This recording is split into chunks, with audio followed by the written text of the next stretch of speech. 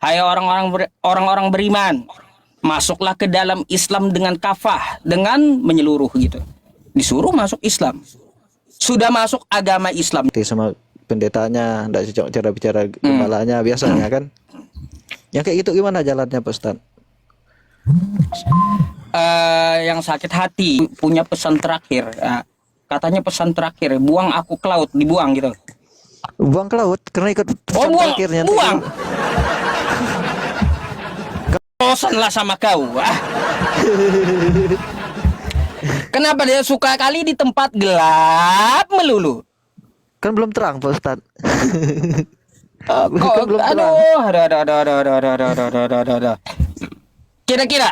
Kira-kira malam ini kita boleh tanya jawab nih. Ya, tanya jawab Oke. tentang apa? Ya. Abang mau nanyain apa emang? Nah, Pak Ustadz tanya dulu lah. Kalau saya belum bisa jawab jadi PR. Iya. Bang, saya mau tanya nih, serius ya. Kalau orang Kristen tuh kenapa kalaunya dia meninggal tuh dikasih jas sama dasi kupu-kupu itu buat apa itu? Mungkin penghargaan terakhir Pak Ustadz. Penghargaan terakhir. Terus harta yang paling disayangi katanya juga dibawa itu. Itu buat apa tuh? Nyogok malaikat. Biar dia lihat doa Pak Ustadz. Biar dia bawa dutat di dalam kuburnya. Rohnya lihat di dalam kuburnya. Kalau barangnya tuh dibawa tidak diambil orang. Masa kayak gitu? Ya logikanya Pak Ustadz. Waduh. Jadi dikasih jas, jas sama dasi kupu-kupu. Habis itu bila dia di dunia suka main bola, bawa bola kayak gitu. Ya kurang lebih kayak gitu Pak Ustadz. Barang kesayangannya kan sering dibawa Pak Ustadz. Kan sering Kalau dia suka duit terakhirnya. Duit terakhirnya dibawa. Iya. Buat apa itu? Nyogok malaikat kali. Iya. Bisa jadi.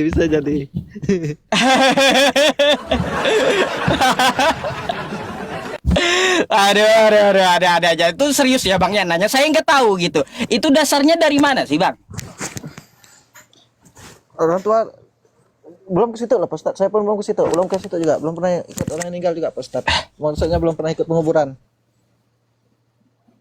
Belum pernah ikut penguburan juga Pak Ustadz. Belum pernah ikut penguburan. Iya. Iya. Kalau perempuan jadi pakai baju pengantin gitu. Tergantung juga Pak Ustadz. Tergantung permintaan terakhirnya juga kadang-kadang Pak Ustadz. Kadang-kadang pakaian terakhirnya udah pakai. Kalau biasanya kan ada pesan-pesan terakhirnya Pak Ustadz. Pesan-pesan terakhir. Iya. Pesan-pesan terakhir gitu ya yang dibawa. Kalau dia punya pesan terakhir, katanya pesan terakhir, buang aku ke laut, dibuang gitu. Buang ke laut karena ikut pesan terakhirnya. Buang. Wah, seram kali Bang kayak gitu. Nggak ada kan larangannya kayak gitu. Nggak ada. Belum pernah saya dengar Pak Ustadz. Masalahnya kayak gini Bang, di Kristen ini ya yang mayoritas gitu ya, mereka sukanya makan babi. Masa nanti mereka mati bawa babi Bang? Pesan terakhirnya aku suka makan babi. Masa bawa babi dia ke dalam kubur? Bawa daging babi sedikit ke dalam kubur gitu. Simpankan sedikit untuk dia. Waduh. Buat apa itu daging babi di dalam kubur juga? Buat apa sih?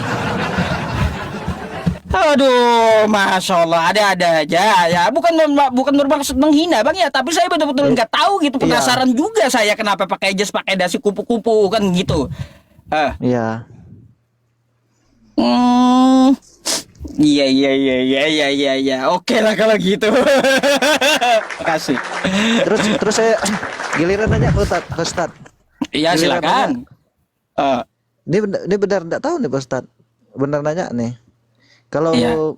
kalau biasanya orang ngomong kalau orang mualaf masuknya agama apa, kalau murtad tuh masuknya agama apa, jalan itu gimana?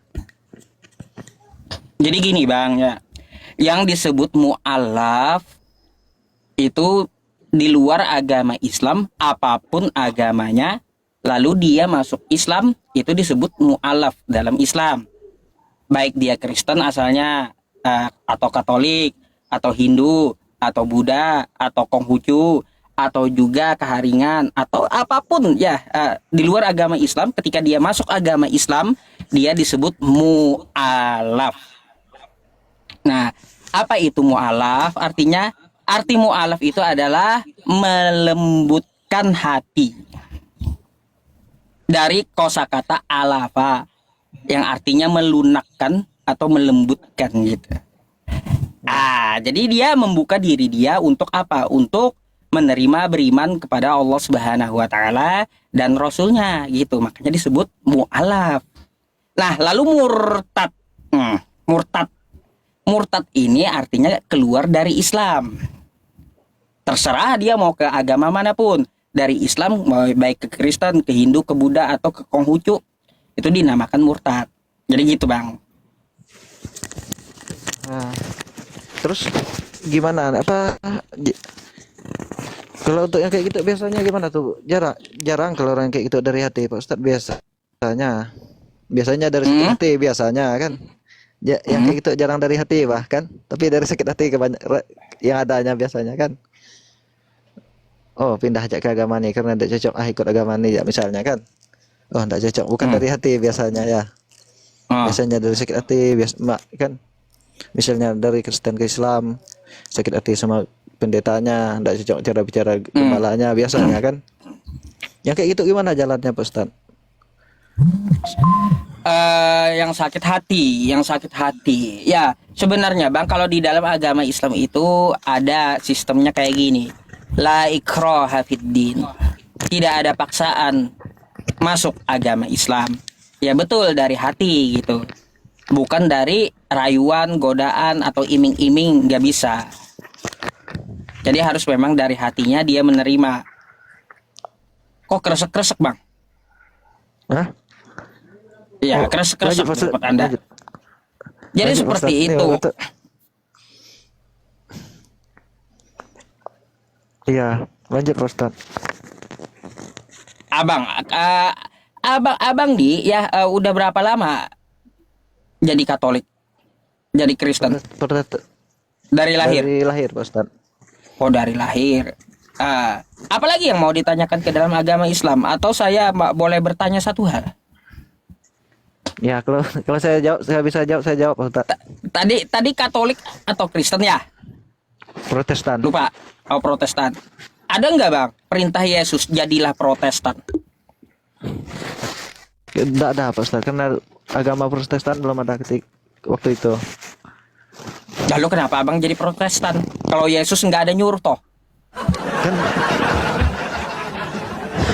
Aneh juga. Ayo. kan kebanyakan silsilah kehidupan dia kan dari Alkitab Kristen Pak Ustaz. Di Alkitab Kristen kan banyak silsilah kehidupan tentang dia Pak Ustaz. Dari Yang saya kelahiran sampai tanyakan ini kematiannya. abangnya. Yang saya tanyakan Anda bang. Kalau Yesus tidak memerintahkan jadi Kristen, ya, lalu kenapa Anda jadi Kristen?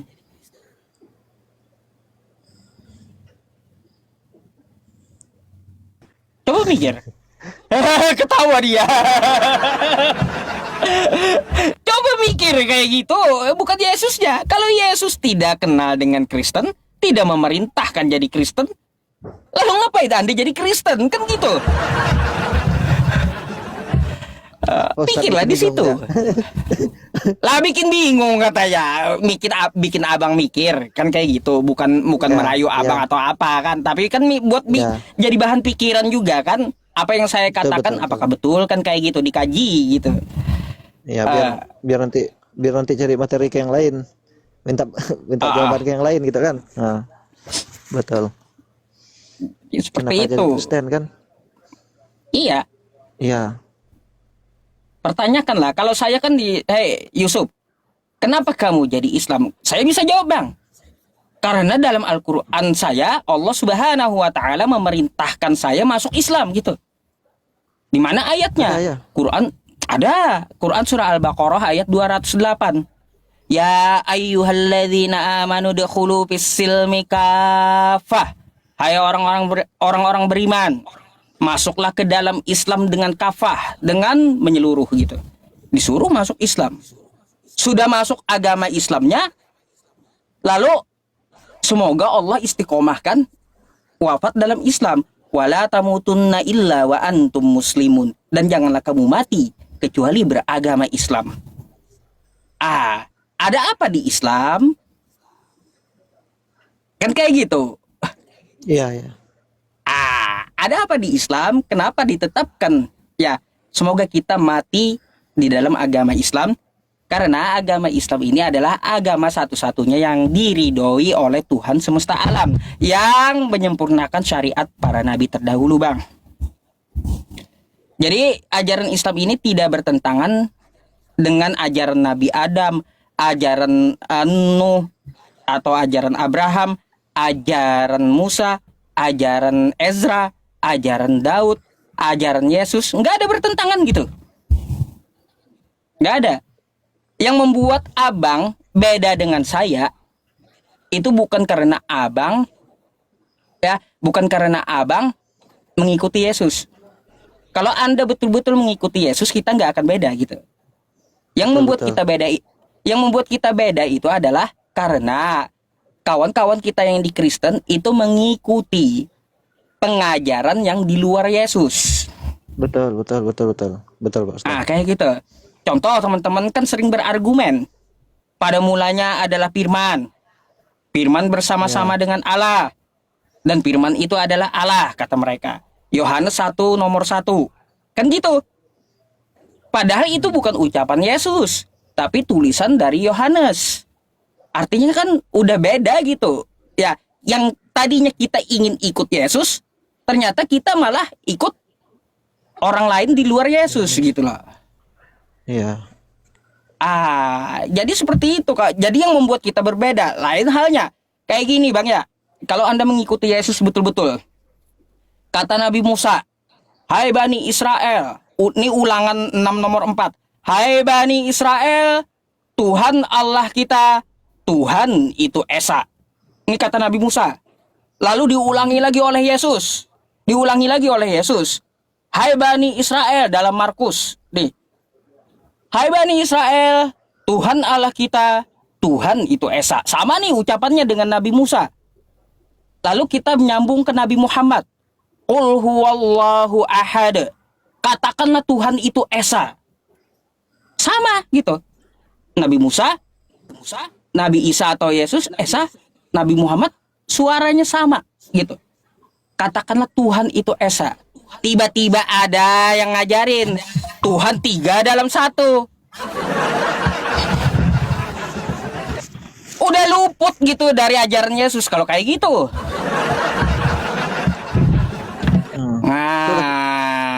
Tuh Bang, yang membuat kita berbeda. Karena apa? Anda lepas dari koridor gitu, dari relnya Anda lepas.